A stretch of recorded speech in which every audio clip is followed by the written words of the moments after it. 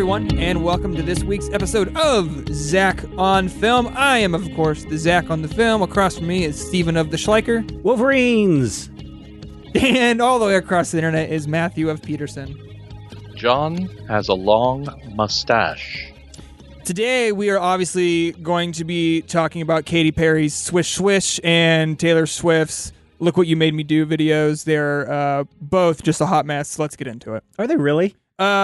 Katy Perry's video is insane. Taylor Swift's is actually pretty good. Bad? No. I know it's the guy. weird. I follow the guy who directs the Taylor Swift videos. Yeah, Joseph Kahn. Yeah, and he's really, really good. Yeah, her video is actually pretty good. Okay, so Yeah. I don't know why everyone's like saying that all this stuff is pretty poo-poo, because I've watched Katy Perry's last Friday night video, and that one's not really great. Oh, Swish Wish is insane. Okay. Taylor Swift's got a lot of heat before it came out because she one screen trashed cap came out of it and it looked like a borrowing / rip off of Beyonce's Lemonade. Oh, okay. It's not that, but it is the interesting thing about Taylor Swift is that she's very self-aware.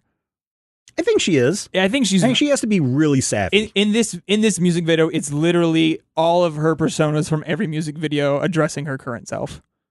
I can see that. That It's can be good. interesting. Crisis on Infinite Taylors. Yeah. So That's interesting. I'm not a huge fan of the song right now, and just for the record to be known, I'm a huge fan of her previous album. It is very good. 1989 was an incredible album. Yeah, it was really good. And I'm way too old to love it. But I'm looking forward to the rest of it. The phone call portion of her new song is really cringy. And Because Taylor can't come to the phone right now. Yeah, because she's dead. She's dead. That is a little cringy. But Joseph Kahn does good Somebody is now videos. claiming Yeah, he that, does. There's a scene of her in a bathtub covered in diamonds that people are claiming is a diss at Kim Kardashian getting robbed in Yeah, Cannes. it's definitely the car wreck is definitely like an homage to Kanye getting in his car wreck in Chicago so many years ago. There's a couple of Katy Perry things in there. There's a lot packed in to that one tiny video. But let's not talk about that actually today. Let's talk about Russians and the Cubans and how they invaded America in the 80s. Let's go back to 1983, Zach. Okay. Maybe a little bit further. Back in the 80s, of course, with Reagan in charge and the crazy things that are going on in the Soviet Union. Soviet Union's invading Afghanistan and the war going on there. And, the Afghans used to be our allies. The Taliban used to be our allies. All these good things. I mean, watch that James Bond movie where the Taliban is working with the Secret Service to do all that stuff. But things are really tense. I mean, we've talked about this before that for the generation of the 80s. Now, certainly the 70s were a little bit more laid back, but like my mom and dad's generation, the duck and covers in the 50s and 60s, because there's going to be nuclear annihilation, and then things kind of mellow out a little bit. Yeah. I think it's all the LSD and marijuana people were doing. It helps. But then in the 80s, the Cold War just comes rushing back in again, it seems like. And there wasn't a day that went by that people like Matthew and I, kids of the 80s, weren't sitting there just waiting for the bomb to drop. I mean, like scary stuff going on all the time. And if you look at the movies that were coming out around this time, there was nothing but doom and gloom and death from above type stuff going on. 1983, there's a movie that freaks out the entire United States. It's called The Day After. And it is a movie where literally they just decide to send the nukes flying, and the world is getting destroyed. And if you lived in the Kansas area, in the Kansas City, Lawrence, Topeka area, you got to see your towns destroyed in hellfire. Oh, sweet. And so, people are super, super tense. Yeah. And so when a year later, you have this movie that supposedly started out as an anti-war movie, suddenly becomes a teenagers meet Rambo. Then you have this thing where, hey, what happens if the Russians decide that they do want to attack? And they've got Cuba and Nicaragua on their side, and they just decide to come right up the middle where there's nobody guarding nothing. And if you listen in the Red Dawn, when Powers Booth's character comes out, he's like, oh yeah, they dropped nukes in Omaha, Kansas City, somewhere in Texas. It's like, yeah, they dropped nukes and then they invaded. And yet there are kids sitting at school that had no idea that the nukes had dropped, and they're in Colorado. And so I remember watching this movie and just being terrorized by this thought of what happens if you start seeing people parachuting out of the sky. Is this supposed to be like some military exercise, or have they invaded? Mm-hmm. And I remember like everyone in my high school, not everyone, but most of the people in the high school, of my friends at least, we'd sit around and go, so what happens if we see someone invading? What do we do? And, the part of this, the hype behind the day after, or not the day after, but Red Dawn, is that here are these kids that become commandos, that become elite guerrilla forces. And there are people that this certainly appeals to. And there were a lot of people in my high school that this certainly appealed to, because everyone has a gun for hunting. Everyone has stuff for fishing. You have the means and the abilities to survive on your own if you need to. And so there was literally this thing. Okay, we're going to go get our guns. We're going to go do this. We're going to go. And it was literally based on watching this movie. So it was super freaky to see this. Yeah. Red Dawn, especially in the first 20 minutes, seems like they took out the prepper hand guide and just like went through the first 15 steps. And like, here is our first 15 pages of our movie. You must get water. Actually, apparently they don't get water. You got to get food, all the guns, canned stuff, and then you head to the mountains. It's can't believe prepper guide. Watching this again, it was like, oh yeah, my emergency preparedness is kind of is to find that store with the sleeping bag and just fill it up with stuff and throw it in the back of a car and drive the heck out of there. You laugh, Matthew, but you're gonna be the person that you're gonna be the school teacher that walks out and goes, "Now, boys, maybe we can have a little misunderstanding here," and you'll be the first one down. Okay, this is not a documentary, Stephen. Doesn't matter. It's never been a documentary. I didn't say it was. And because Patrick Swayze did it is not an argument for why one should do something, because Patrick Swayze was Ghost. Yeah, and look what he did. He turned a pot. He fought demons and threw a pot with his hot wife and went to heaven at the end. Win-win. Yeah, and he got to dance with Jennifer Grey in Dirty Dancing. And so we get a little crossover from last week's Ferris Bueller's Day Off, right? Yes. Because this movie not only has Jennifer Grey in it, it's with also her original nose. With her original nose, it's also got what's his face? Charlie Sheen in it, who you almost barely don't recognize. Because number one, you barely see him in the movie. And number two, he doesn't have that I'm high on drugs look that would follow him around for the rest of his days. But this was a movie that I think only added fuel to the fire of the terror of the 80s. Even though it's not a great movie, it added to that sense of unease and not feeling great about what was going on around us. Yeah, I can definitely see that and understand, especially have like the targeting and affecting high school students more. It's like, your parents are going to be captured by the Russians. They will be thrown in a concentration camp. They will probably be murdered before your eyes. You will have to survive in the mountains. This is what is coming for us. Yeah, just that. If you boil it down to that, and not what Matthew thinks is, oh, you're going to go and do these exact same things. No, it's this fear that that people are going to invade and kill you. Matthew doesn't think anything of the sort. Matthew once again says that it is fiction. And I also lived with those idiots and their trucks who honestly believe that this is a documentary and that this is how they're going to survive the apocalypse. And it's not going to happen, Mike. I mean, it is a conversation we still have. Yeah. We don't necessarily talk about people invading. It was just like, what happens if, I don't know, massive disease, zombies, other believable things that could happen to America. It's like, well, where are we going to go? Yeah, what are you going to get there? How are we going to survive? And more importantly, what are you willing to do to survive? Right? Are you willing to kill somebody else to survive?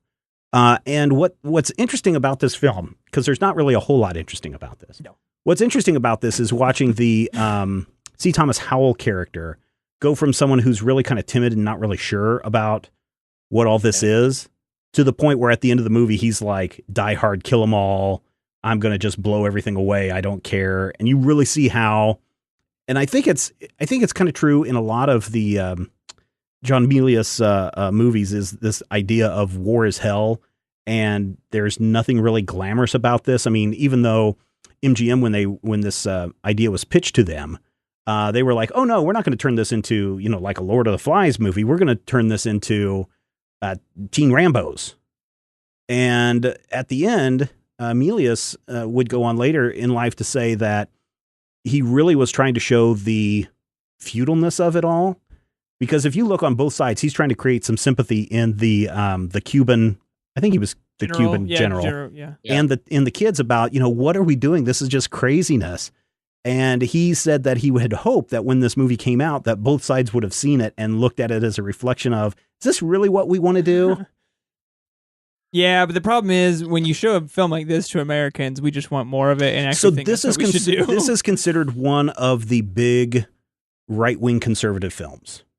Oh, because it appeals to that demographic. Yeah, this isn't, because Milius did the other film. He did the first two Dirty Harry movies. He also did Conan. But didn't he write crazy 70s war movie in Vietnam? He did Apocalypse Now. Yeah. So that film definitely felt like the craziness of war and not good. The futility of it all. The futility of it all. This never got there for me. No. This is very much like rah. Get a monument. This is a movie that is literally about a bunch of cool kids having adventures. And that, I think, is one of the reasons why when people are like, this is, oh, well, this is an anti-war movie. Yes, but it's less an anti-war movie and it's less a statement than it is a bunch of cool kids having adventures. Well, so it depends on which side of the fence you're looking at this. Some people look at this as an anti-war film. Some people see this as a, like I said, the pro-survivalist, pro-conservative, pro let it happen and let God sort it out kind of stuff. What do people that think this is an anti-war movie read into it? And specifically, so if this is an anti-war movie, is you look at the characters, like I said, the C. Thomas Howell character, how he basically flips out and becomes just a killer at the end. That look at what this does to communities. Look at what this does to families. Do we really want to have a situation where 400 million Chinese are killed and we are the only country left standing? How about, instead of everybody fighting in this threat of nuclear war, how about we just talk about it and see if we can work out our differences as opposed to just killing each other, because there's no glory in that. Okay. I get where that would be coming from, but I think you have to exclude a lot this movie also throws into you to get to that place, because I don't think so. I think it's pretty in your face in what they're depicting. I'm gonna push back on that, and I don't think. While you could definitely the kid drinks the blood, right, and it becomes like he murders his friend, right. And my biggest critique of this film, and why I don't think that reading of Red Dawn holds up to real scrutiny, is specifically emotional things happen and they skip past them. They do not linger on the actual emotional impact. So that's probably the biggest. Well, maybe not the biggest, but one of the biggest parts of this movie is there's so much taken out of something that takes place over the course of a year. Of what happens. The Powers Booth character, who, gosh, when I saw him, all I can keep thinking of is what's his name from Entourage, the guy who plays. Yeah, I thought that kid looked like the Sam from Lord of the Rings too, and it wasn't. Yeah, no, but he looks like Ari Gold. Is Powers Booth, young Powers Booth, looks like Ari Gold, but his character in the movie was, a lot of his stuff was really edited out to where his character was really changed, because he was supposed to be the voice of reason in the entire movie, where he had a lot of, even though he was in the Air Force, he had a lot of anti-war statements and things that were said that they ended up throwing on the cutting room floor. Also, there was this whole relationship between him and Back to the Future that was cut out because the studios are like, isn't there quite a big age difference between those two to be carrying on? That was weird. And so that was cut out. Yeah, that was cut out completely as well. So, yeah, there's a lot of anti-war stuff that may not have made it into the film, but originally that is what the intent was. And certainly Milius, when he was putting this together, had hoped that it would send the message that this is what we do not want. Yeah, man, it's just I don't disagree with that. Milius, that was his goal in this. And then also what really solidifies the what I watched is not specifically an anti-war film is when they give a monument to all the kids who murdered all the people at the end, and it's like an American flag. And it's that's where it becomes a very pro America. Like I said, this is, as I said, this is a very conservative film in that appeal base, because you do have to fight the evil and you do have to do all this stuff. And yes, it is. Yeah. I'm not disagreeing with you. No, I'm not disagreeing. Yeah, I'm just saying, that reading, I don't. There is a reading of this that is anti-war. Yeah. And there is a very conservative bent in this film. Yeah. And you can have both. Yeah, you can have both. And that is what makes this, that's why this film is very strong. That is what makes this film so conflicting and ultimately not a very good movie. I don't think. No, I don't think this movie was good by any stretch of the imagination. I think this movie suffered from trying to throw explosions in at the sake of not really doing like good cinematography and dialogue and stuff like that. Like, how many explosions and bullets can we shoot off? Which is weird, because he's a relatively good director. Yeah, a good writer. And for this movie to just kind of come out the way it did, I don't know. I don't know what your thoughts of this movie are, Matthew, besides it's not a documentary. I don't know. That's the thing. I remember it fondly, but I remember a lot of movies fondly that just aren't particularly good.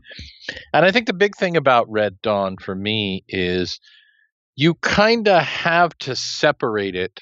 At least in order to enjoy it, have to separate it from a hawk and or dove stance. I mean, I can't look at it and say this is a movie saying we need to be ready.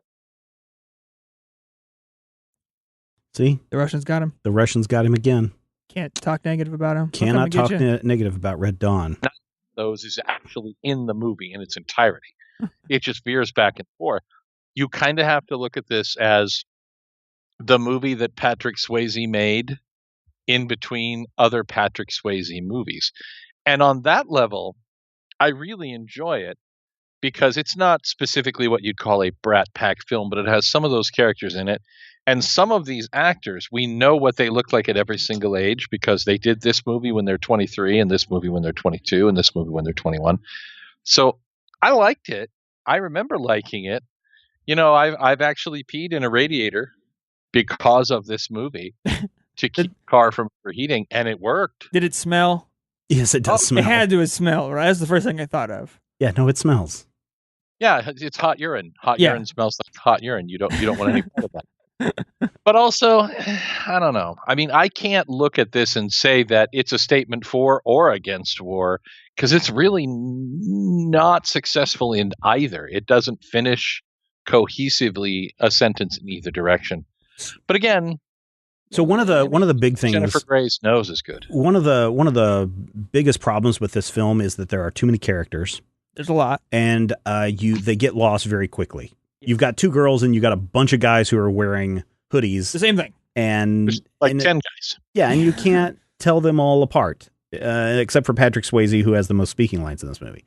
This movie suffers the most from the inability to do any real character development. Yes, and ultimately, the audience has to care about the characters on the page so that when, I don't know, Jennifer Grey dies, there's not really, you don't really care that much about that she's dead, or that when C. Thomas Howell is shooting at the helicopters and he gets blown up, you don't really care because it's like, oh, Jennifer Grey, we hardly knew ye. Mm-hmm. We'll see you again next time in Ferris Bueller's Day Off.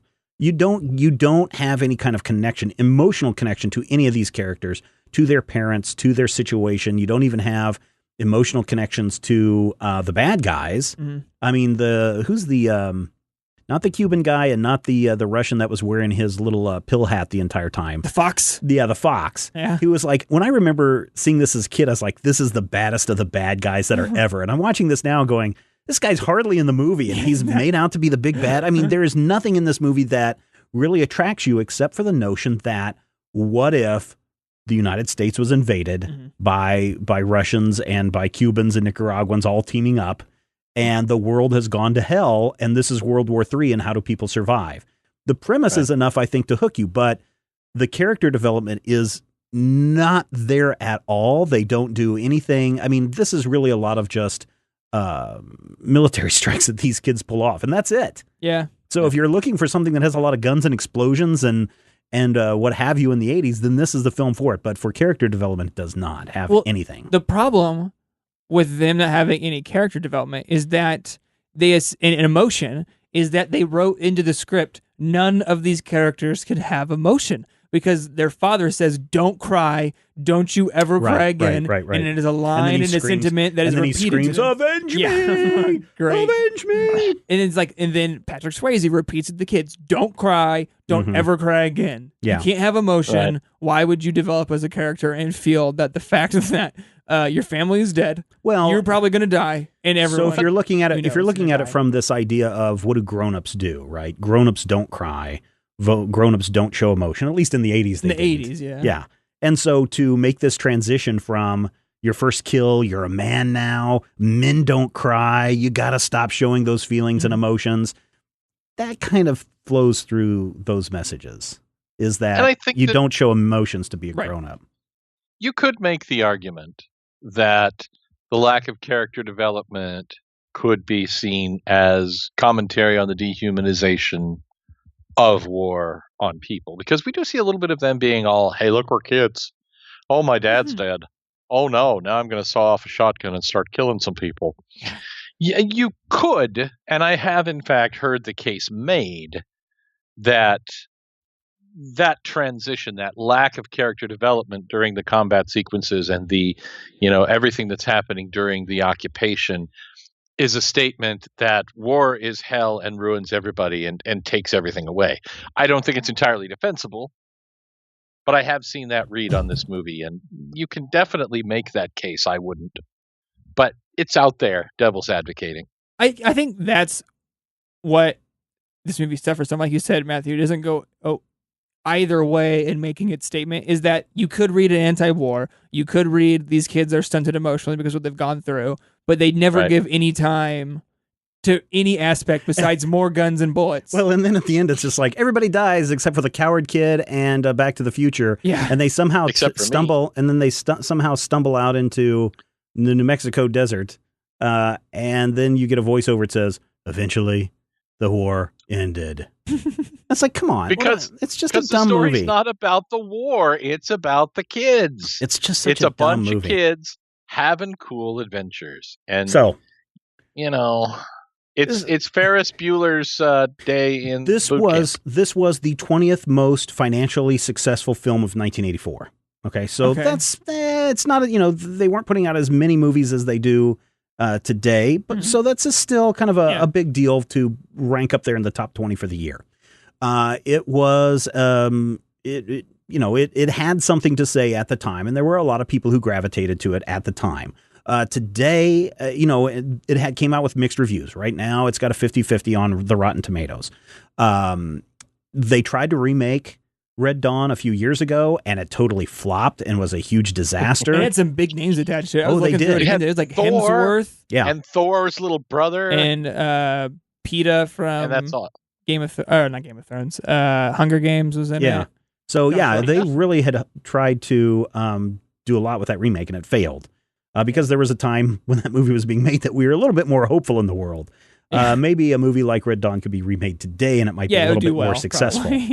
Here's the problem. Here is the most, when it comes to Red Dawn, here is its biggest contribution to cinema. Okay. In May of 1984, Indiana Jones and the Temple of Doom was released. And oh man, I love that movie. Super excited. I was like the first person in line. I waited for 2 hours for that movie to open up. Got there, my mom dropped me off. I was the first person in line to buy the tickets, go in and sit and watch this. And then it's not my favorite Indiana Jones movie. No. A lot of people like this a lot more because it's, dirtier and grittier, and it's got this whole scene where this guy reaches into another guy's chest and pulls out his beating heart and holds it above his head. Super awesome. And, it's bloody and it's violent. And this was not Raiders of the Lost Ark that people had gone and taken their kids to a couple of years before, where the Nazis' faces got melted off. This is a little bit more disturbing, right? And so parents started to have an outcry to this. 1 month later, 1 month later, Gremlins arrived in theaters. And Gremlins, these cute little fuzzy things, got a PG rating. Indiana Jones, PG rating. We'll take our kids to this. This should be really good. And then these cute little fuzzy creatures turn into these horrible nightmares that are killing people left and right throughout the town. Yeah. And it's a horrible mess. And again, parents are freaking out saying, why is this violence and this language in these movies that we were taking our kids to? And there was a big kerfuffle, and Steven Spielberg sat down with Jack Valenti, who was the president of the Motion Picture Association. And he said, look, films like Jaws and Raiders of the Lost Ark and Indiana Jones and the Temple of Doom and the Gremlins, they're really falling into this netherworld area because this is a little bit harder than a PG movie, but it's not hard enough to be an R movie. And so the two of them sat down and they came up and Spielberg had said, let's call it either PG-13 or PG-14, and you guys figure out which one is going to work best. And ultimately, the Motion Picture Association settled on PG-13 and said, look, these are movies that are probably suited for kids that are a little bit more mature, 13 and older. And the very first movie to receive a PG-13 rating was...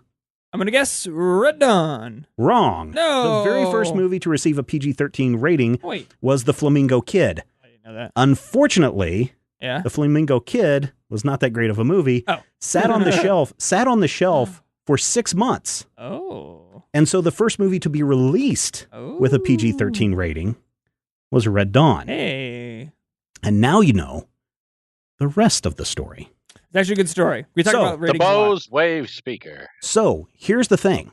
The PG-13 rating, which is perfect for Red Dawn, right? It really changed Hollywood.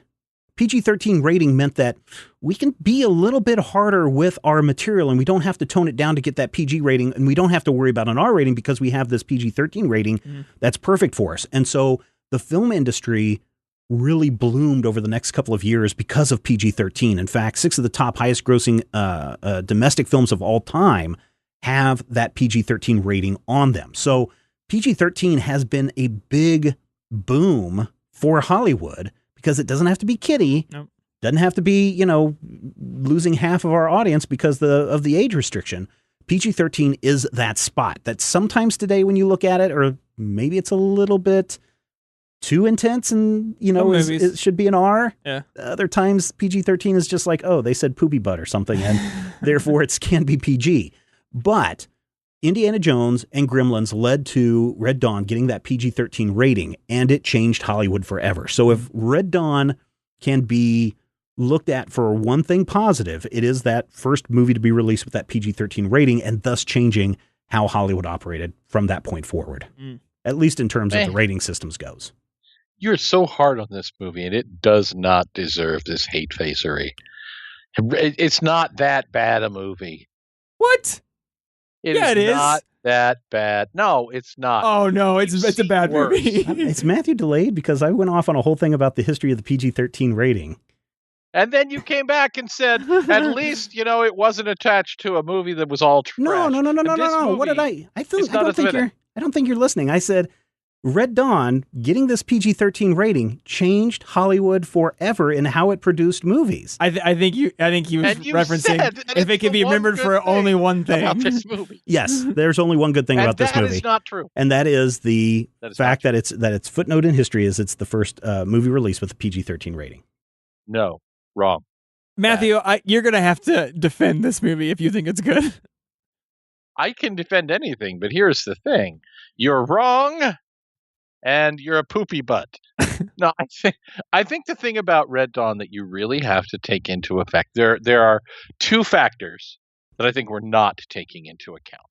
And one we run into a lot of times, especially on our other podcasts when we are reading things from previous decades. In the year 1984, comparatively speaking, where did this movie fall in terms of like big blockbuster madness? Was this a total flop? Nobody loved it. 20th of the year. Yeah, were you not listening? We said it was the 20th grossing movie of the year. My audio's cutting in and out, dude. Okay. Don't ask me if I'm listening. Okay. So, for the zeitgeist, for the time, for the era in which it was made, it hit something. It hit some string of something. And whether that string was hope, whether that string was let's watch Patrick Swayze shoot people up, whether there was racism involved, because there are some serious issues in that era here. By the way, Bella in any Spanish dialect would not be pronounced Bella. It would actually be pronounced Bella, because the LL is the AA sound. You're not helping your argument. No, I'm not helping my argument. But my argument doesn't have anything to do with semantics. But I think that this movie, for the time it was made, struck a chord. And I think in striking that chord, it also did something that I think you have to take into account. It is one of those movies that people look back on and go, I remember seeing that movie. This is one of those movies that was a thing. This is like, Indiana Jones and the Temple of Doom. Not a good movie. But people look back on that and reference it. And I don't know. Some people say it's the best of the Indiana Jones movies, and I just don't agree with that. Those people are wrong.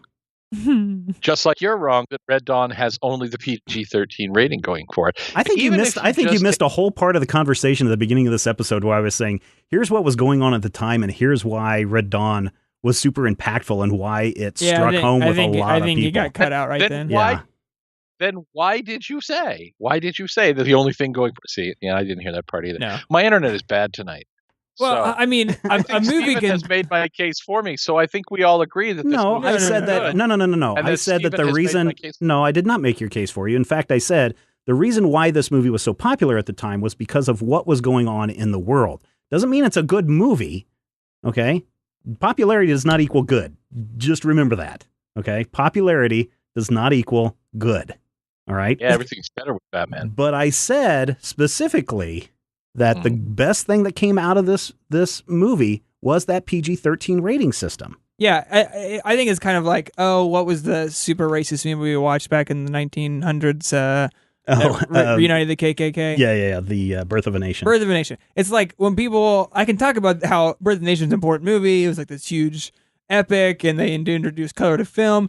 It's like, it's garbage. Like, I mean, I don't even recommend people watching it. It's like, it is important to film history. It is also garbage. Yeah, it's super racist, it promotes racist ideas. Right, and so it's like, this movie was popular because we were all afraid we were all going to die from Russians. The technical filmmaking in Red Dawn is not good. It's not good. Like, and just the acting in this movie is not good. Like, I'm fine with people not liking good movies and saying they're like, we all watched it. That's fine. It's not a good movie. It's kind of like, I like dancing to Katy Perry. I don't think Katy Perry makes good pop music. You know what I mean? I think Katy Perry makes good pop music. I don't actually think she does. She just doesn't make good. I don't know the way to say it. She is the best at what she does. Oh, no, she's not. She is the best at what she does. No, she's not. She is the best at what she does. No, well, that's no. She is the best at what she does. That is, I know. Taylor Swift is the best at what she does. Okay, everyone's great at what they do. You know who's better than Katy Perry? Lady Gaga and Sia. Yeah, and they're the best at what they do. Who's better than Lady Gaga and Sia? Mike Nesmith, but that's not the point. I think what the argument that Zach is trying to make, and I don't necessarily discount it. I think what Zach is saying is that a movie can be important and memorable, and that's what I said. That's what I said from the very beginning.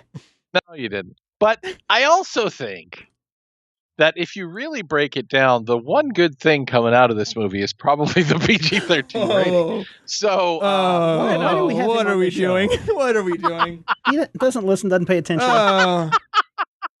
Let's wrap this thing up. Red Dawn, not good. Fun tonight. It is a scare tactic film perpetuated. It totally is a scare tactic film. Perpetuated by shadow governments across the world. I don't know if it's perpetuated by shadow government. It is actually, I believe this is not true, but I'm going to start it. It is Alex Jones' favorite movie.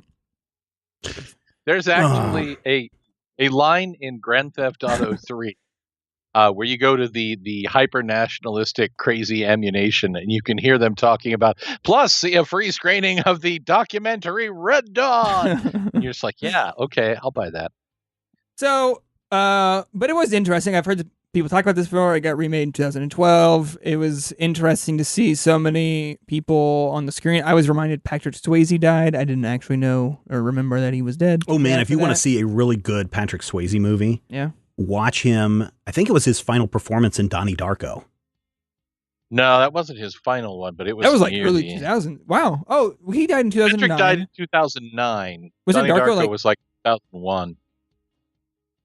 Was it that? I can't remember what. I've never seen it, so I don't know what it is. Darko was 2001. Yeah. Patrick died. But if you want to see a good Patrick Swayze movie, he's in that. See Donnie Darko. He is masterful in that role. That's exciting. So this has been quite the episode of Zach on Film, everyone. I hope you head over to MajorSpoilers.com and give your thoughts and opinions on everything we've discussed and raved about this episode. While you're there, do us a solid. Click on that Amazon.com link. Do all of your Amazon shopping. You can buy your favorite war movie, most likely on Blu-ray. It's not going to cost you any extra when you use that link, but a little bit will come back to Major Spoilers. You did say buy your favorite movie on Blu-ray, not this movie on Blu-ray. Yeah, your favorite war movie on. Go buy this movie. It'll be fine. It'll cost you like $1.99 because people don't charge a lot for this movie. Steven, why don't you talk about the Patreon really quick before we leave? Sure. If you enjoy this show and everything that we do at Major Spoilers, head over to patreon.com/Major Spoilers. I'll wait while you type it in, patreon.com/Major Spoilers, and you will see that we are raising funds to try to keep everything that we do going. Everything goes right back into Major Spoilers, and the best part is, depending on your funding level, maybe you thought that this conversation was maybe worth $1. A couple of weeks ago when it was just Zach and I, maybe that was worth $10. Maybe average it out and kick in $5 a month to keep this show and all the other shows going. Not only do you get the satisfaction of keeping this show free, and all of our shows free that we do currently, but you get access to bonus content, including bonus podcasts, art, t-shirts, and a whole lot more. It can be found over at patreon.com/Major Spoilers. Thanks for listening, everyone. We will see you next week on Zach on Film. This podcast is copyright 2017 by Major Spoilers Entertainment, LLC.